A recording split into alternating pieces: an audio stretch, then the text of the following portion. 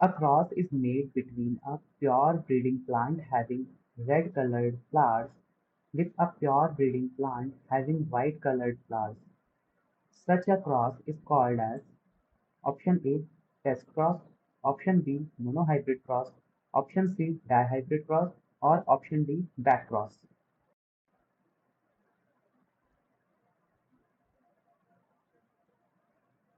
So the correct answer would be option B, which is monohybrid cross.